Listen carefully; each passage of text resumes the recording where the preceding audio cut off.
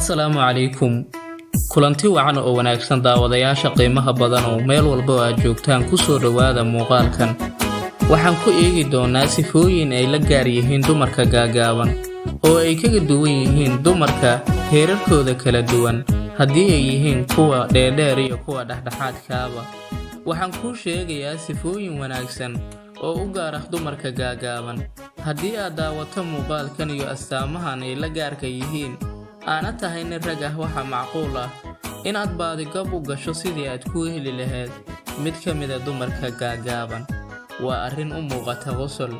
Haddaba daawada intaanan u gudagelin muuqaalka, saaxiib naguna noqo halkan oo subscribe saar si ay kuu soo gaaraan warbixinada aan sida maalinlaha halkan ugu soo gudbiyo.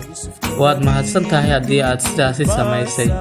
Aan gudagalo markan. Daraasadan waxaa laga sameeyay gudaha Mareykanka, waxaana codayntan ka qayb qaatay ku dhawaad 3 milyan oo dumarka dalka Mareykanka ah, waxaana lagu soo koobay daraasadan oo ka kooban bogag aad u dheer aan ku soo turjumay ilaa iyo 7 qodob kuwaasi oo ay la gaar yihiin dumarka gaagaaban.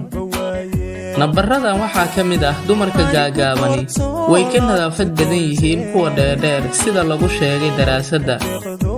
Nadaafad ahaan waa kuwa ka sarreeya ama darajo sare ka wata markaad eegto dumarka dheerdheer iyo kuwa dhexdhexaadkaaba.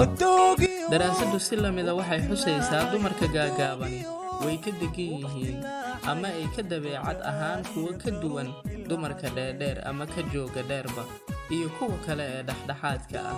Dabeecadda xitaa waa kuwa ka sarreeya dumarka kale.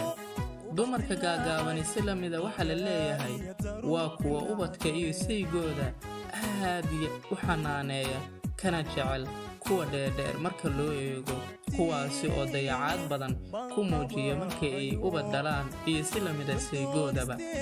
Si lamida waxaa ka mid ah qodobada daraasaddu ay saartay. Waxaa la sheegayaa in dumarka gaagaabani ay ka caqli badan yihiin sidoo kalena ay ka firfircoon yihiin dumarka kale oo waa caqli ahaan waa kuwa ka darajo sarreeya dumarka dheerdheer sida daraasadan lagu sheegay.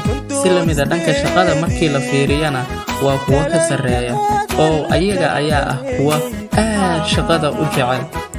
Daraasaddu si lamida waxa ay xusaysaa dumarka gaagaabani oo cilmi baarisan lagu sheegay in ay ka soo jiidasho badan yihiin dumarka kale ee dheerdheer oo markay haasaawaha iyo arrimahaas tagto dumarka gaagaaban ayaa ragga si fiican u soo jiita oo haddii ay yihiin kuwa kale waa kuwa ka soo jiidasho badan. Dumarka gaagaabani si lamida waxaa la sheegayaa in ay ka masiir badan yihiin si lamid ah oo aynan ogoleen in raggooda lala wadaago ama aynan u ogoleynba in raggoodu oo 2 xaas 3 xaas iyo waxyaabahaas guursado. Inkastoo oo daraasadan wadanka laga sameeyay inta ugu badan ayna ahayn dad muslimiin ah oo inta badan 4 xaas guursada, haddana dumarka gaagaabani waa kuwa aan ogolaan in dumarkooda ama raggooda lala wadaagaba oo waxay doonayaan in ay iyagu kali ku ahaadaan. Ugu dambeyntii, haweeneyda gaabani waa kuwa gaariyaal ah ama haweenada gaabaniba oo gaagaabka ah waa kuwa gaariyaal ah oo markaad eegto garasho fog. Dumarkanu waxay kaga duwan yihiin in ay fahmaan hadalku intii uuna afka ka soo bixin. Waa sida daraasadda lagu sheegay. Haddaba muuqaalkan intaas ayuu ku egyahay. Waxaan rabaa in aan intaanan soo gabagabayn 3 su'aalba aan weydiiyo saaxiibada daawanaya muuqaalka. Haddii aad tahay gabar gaaban, maxaa ka jira arrintan? Ma saxba mase waa run? Haddii ay tahay gabar dheer oo muuqaalkan daawanaysana, maxay kula tahay adiga dhaleecayntan ka dhanka ah ee loo jiidinayo dumarka dheerdheer?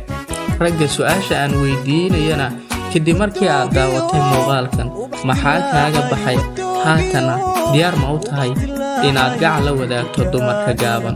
Muuqaalkiina waa